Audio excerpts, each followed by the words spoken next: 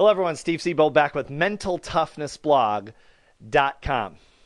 My debate with the Reverend Jesse Jackson Sr., who's been one of my heroes for a long time. Don't agree with him on every issue, but a lot of issues I do agree with him on. So here's the story of this debate that took place last week. I was giving a speech in Philadelphia last week and headed to Washington, D.C., to give another speech the next day.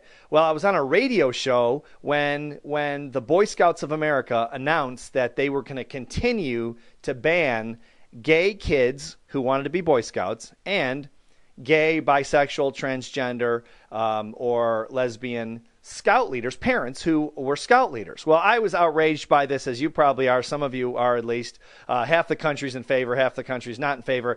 I think it's complete bigotry and discrimination. That's my opinion. I don't think the Boy Scouts is not a sex club. It's a Boy Scout group where you learn to do Boy Scout things, which does not include anything that have to do with sex. So I don't know why sexual orientation has anything to do with it, any more than skin color has anything to do with being a Boy Scout. So I got on a radio show, and I debated three Christian apologetics, in other words, people who defend Christianity, and three ministers, two from Yale, one from Harvard, and it was a show out of Denver, and I debated them, and at the end they said, at the end of the hour, after our debate, they asked me, they said, is there anything you'd like to say? And I said, yes. I said, I want to ask you a question. I said, do you think, and they were all three black ministers, and I said, do you think Reverend Martin Luther King, the man that really died for in his defense of discrimination against blacks, which helped liberate probably the three of you and a lot of us, and I've been a fan of his for many years. Do you think he would be for banning gays in the Boy Scouts? And they said, absolutely. And I said, what would Jesus be for? And they said he would be with the Boy Scouts. He would ban gays. And I said, I could not disagree with you more. And that was the end of the show. So I get on a train to head to Washington, D.C. to give a speech the next morning. And the porter takes me to the first class car. And the only people in the first class cabin were me and Jesse Jackson. And so I told Reverend Jackson the story I just told you about the radio show. And I said, what do you think about the Boy Scout ban? You had been in Philadelphia this week, I know, because I read it in the papers. And he goes, it's discrimination, Steve.